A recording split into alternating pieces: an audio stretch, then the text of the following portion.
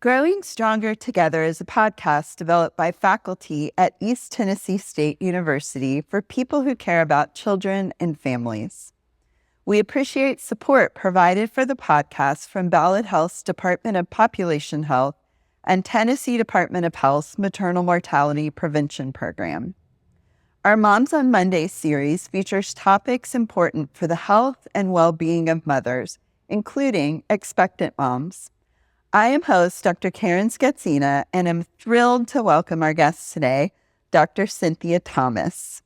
Dr. Thomas is a primary care physician and assistant health officer with the Tennessee Department of Health, Northeast Regional Health Office.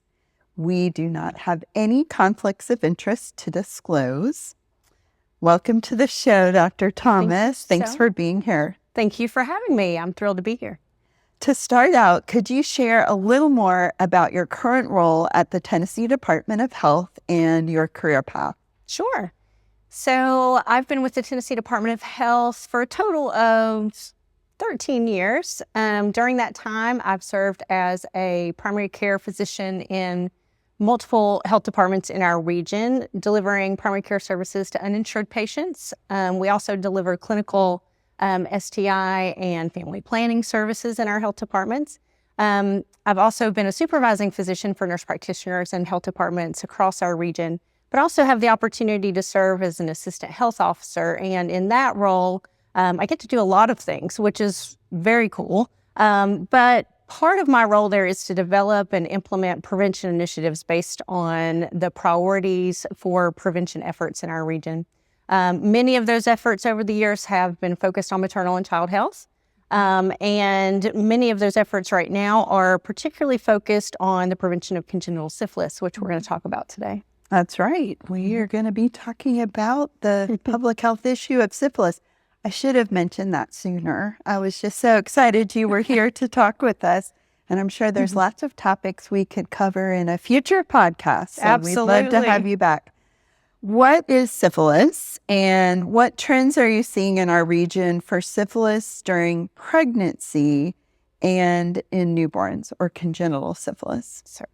So syphilis is the name given to an infection with a bacterium called Treponema pallidum.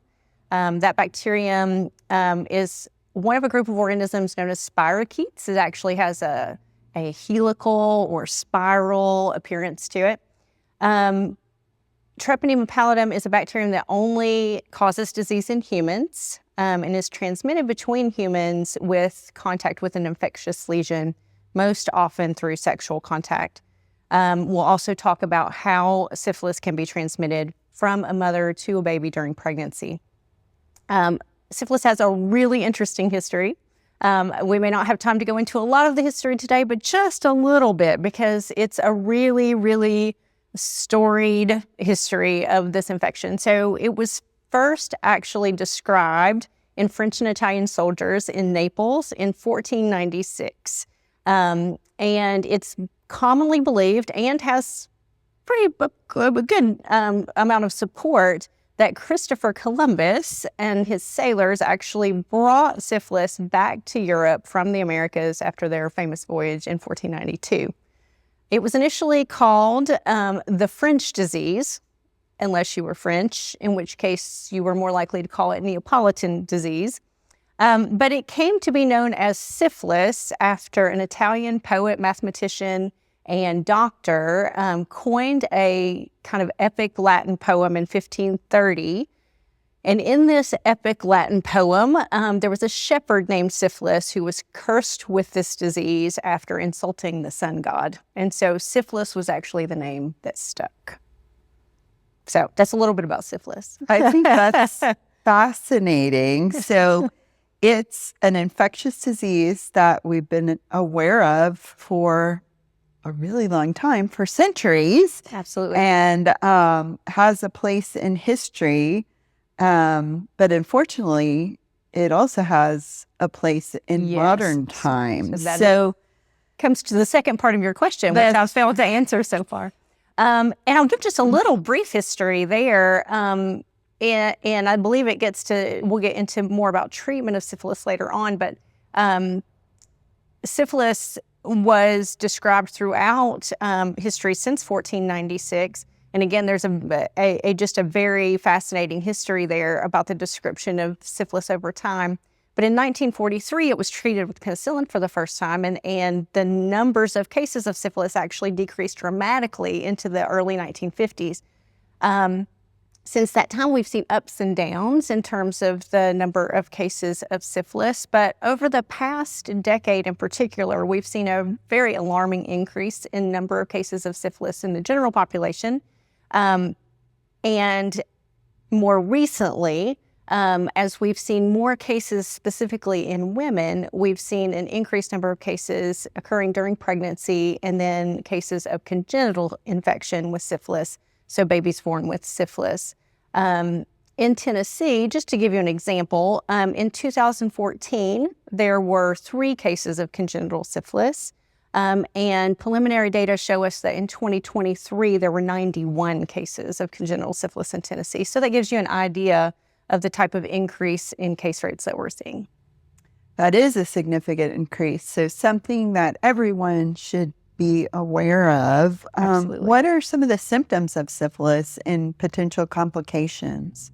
So this is also a little bit of a complicated question. It's not super straightforward because syphilis is characterized by multiple stages of infection and can affect multiple organ systems. And so the clinical manifestations or signs and symptoms of syphilis are widely varied across the course of infection and can manifest differently in different people. In fact, syphilis has been known as the great imitator because the signs and symptoms of syphilis can look like a vast number of other disease states. But to give you just a general idea, early in syphilis, in the first couple of weeks after infection, primary syphilis is usually characterized by what we call a painless chancre. So a chancre is an ulcer or a sore. It's often painless, so many people aren't even aware that it's present. It's usually in the genitalia or in the mouth. It's a highly infectious lesion, but again, many people may not even be aware that it's there. And it can also present as a painful sore or multiple sores. So again, not always strictly a very specific presentation. Secondary syphilis, which happens just within the next couple of months, is often characterized by a nonspecific systemic illness. There may be lymphadenopathy, so swelling of the lymph nodes. There can be a rash. That rash often includes the palms of the hands and the soles of the feet, which is a little unique. It can also be characterized by something called condyloma lata, which is a wart-like, fleshy wart-like lesion, most often in the genitalia. And then as we go on through the stages of infection of syphilis, tertiary syphilis can occur if syphilis goes untreated and is usually manifested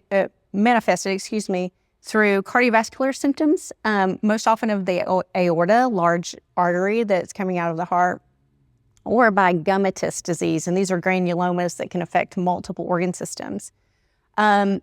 Syphilis can also be manifested as neurosyphilis, which involves the central nervous system, so the brain and the spinal cord. And that can occur at any time during infection. So from early infection to many, many years, as many as 30 years after infection has been documented. But syphilis can also be asymptomatic and have no symptoms, but still be transmissible to other people. And so that's called latent infection. And so that is going to be one of the main reasons that we really, really want to encourage folks to be screened for syphilis, because you could have asymptomatic infection, but still transmit the infection. So it sounds like it can present in a lot of different ways and then sometimes be overlooked, but something to think about that can be sexually transmitted if you have a skin lesion, a sore, a rash, or any kind of unexplained symptoms. So who can get syphilis and who's most at risk? So anyone can get syphilis. So syphilis is transmitted by contact with an infectious lesion. There are certain groups of individuals or certain characteristics or behaviors that can put one at higher risk. Since the primary mode of transmission of syphilis is sexual activity. We see the individuals who engage in sexual activity without protection, who have sex with multiple partners, who have sex associated with drug use or transactional sex, often are at higher risk. However, again, any contact with an infectious lesion can potentially lead to infection with syphilis. I did want to mention that some of the risk factors that are associated with congenital syphilis, so higher risk of congenital syphilis, during pregnancy is the late initiation of prenatal care or no prenatal care. So especially if a mother has an asymptomatic infection or becomes infected during pregnancy but is unaware of those early signs and symptoms, then the lack of prenatal care or late prenatal care may lead to her not being able to be screened and treated during an adequate time period to prevent congenital syphilis in the baby. So it sounds like it's really important for people to see their healthcare provider if they're concerned they might have symptoms, but also if they're thinking about getting pregnant or become pregnant. What about symptoms or complications of congenital syphilis? What does that look like? So congenital syphilis can also have a range of presentations at birth.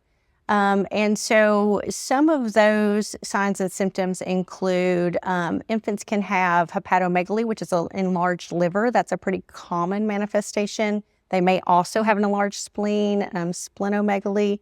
They may have a really copious and thick discharge from the nose. That's often referred to as snuffles.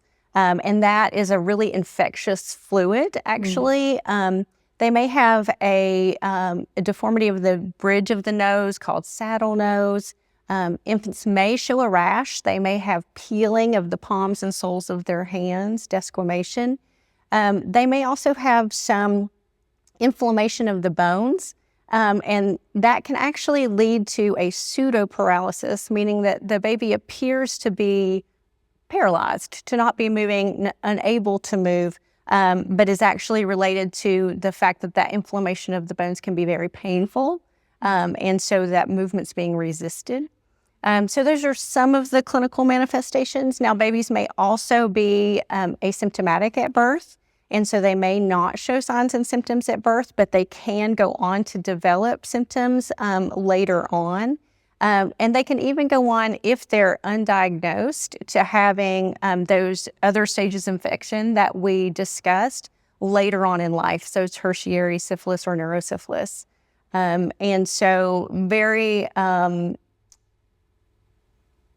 those are all definitely complications of syphilis that we want to try very hard to prevent. Absolutely. And I should also say, I should also say that congenital infection with syphilis may also lead to stillbirth. And in fact, one of the recommendations that is in place from CDC and also from the Tennessee Department of Health is that any woman who experiences stillbirth after 20 weeks gestation should be tested for syphilis. As a possible cause. Okay. Well, you mentioned that decades ago it was discovered that penicillin was an effective treatment for syphilis. Yes. How is syphilis treated these days? So penicillin continues to be the first-line treatment for all stages of infection, and for some people is the only recommended treatment. It is first-line for everyone, but pregnant women should only be treated with penicillin. So even if a mother is penicillin allergic, the recommendation is that she be desensitized so that she can receive penicillin. And the specific formulation of penicillin that is recommended is Bicillin LA. That is the specific formulation of that penicillin that's recommended for treatment of syphilis. So that's great that we have effective treatment available. So it's really important for it to be identified, and then that can stop the progression of disease to the secondary and tertiary and more long-term effects. And can it be cured? So an important point to make is that penicillin does treat the infection. It rids the individual of infection, but infection with syphilis does not prevent you from future infection with syphilis. So it is important to take steps to protect yourself from being reinfected with syphilis. If you especially have been at risk of getting syphilis before, knowing how to try to limit those risk factors to avoid reinfection in the future. So what are all the ways that syphilis can be prevented? So because we've talked about the nature of transmission of syphilis being primarily related to sexual activity, it is important to note that the only 100% sure way to prevent contracting syphilis is to avoid sexual activity, and that would include oral, vaginal, anal sexual activity. It is important to know that if you are engaging in sexual activity, that you're using protection with condoms every time that sexual activity is taking place. It is important to note that if there are infectious lesions somewhere other than where a condom would cover, that you could still contract syphilis if you came into contact with that infectious lesion. So that should be noted. Some of the recommendations for prevention also include just lowering risk by being in a monogamous sexual relationship and trying to limit sexual partners. In terms of preventing congenital syphilis, some of the most important things, of course, to remember are that if you're capable of becoming pregnant, it's really important to know your status of all sexually transmitted infections, certainly with syphilis. Syphilis can be screened for with a simple blood test, and it is widely available. You can be screened, tested, and treated confidentially in any local health department.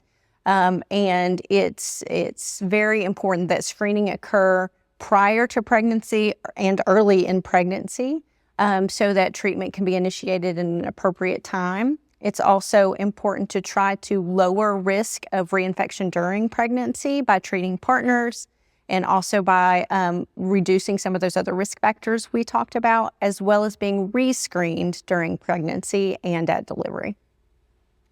So it's important to know that people could be tested by their healthcare provider, but it's also available through the local health departments, testing and treatment. And are there costs associated with that? So there are costs associated with that, as with any testing. I may not say most because I'm not absolutely 100% certain of that, but certainly during pregnancy, initial screening early in pregnancy is covered by most insurance companies. Okay. However, regardless of your insurance status or your ability to pay, that testing can be performed at the health department. Okay. So we would encourage anyone who is seeking testing to seek out their local health department. Okay. That's helpful to know.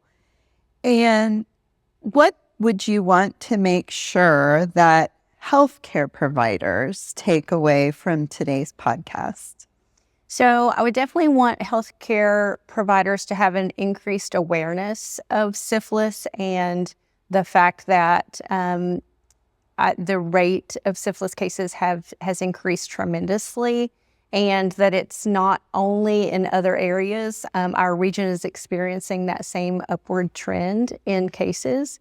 I would also want healthcare providers to know that our health department communicable disease staff is here to support them if they have questions, whether it be in regards to reporting, to contact tracing and case investigation and partner treatment. If it is need for resources or information, we are here to support them, and I would urge them to seek out those information and resources if they need it. And I would certainly just encourage anyone who is in a role to provide services to consider any healthcare encounter an opportunity to screen for syphilis, particularly in anyone who's capable of becoming pregnant. So even, for instance, in an emergency department. Absolutely. Okay. Absolutely. Well, we'll be sure to get those resources and contact information and include those in the show notes for today's episode. Yes, please do. What about families? Anything else you would want them to know? I would want families to have increased awareness as well. Syphilis is not an infection that's probably been on everyone's radar in recent years, but because of increasing case rates and prevalence in our region, I would just want families to understand what the infection is and how to prevent it, and to know that information and resources are readily available, and that testing and treatment is readily available, regardless of their ability to pay or insurance coverage. Well, thank you again for all that you're doing in our region, Dr. Thomas. Before we wrap up, is there anything else you'd like to add? I would just like to thank you for the opportunity to be here and to talk about what's a really important public health topic. And I would encourage anyone with questions or concerns to reach out to their healthcare provider and or their local health department. Well, thank you again for talking with me today. This podcast is not intended to provide medical advice. If you or a loved one are working through a medical issue related to this topic, please consult a healthcare provider.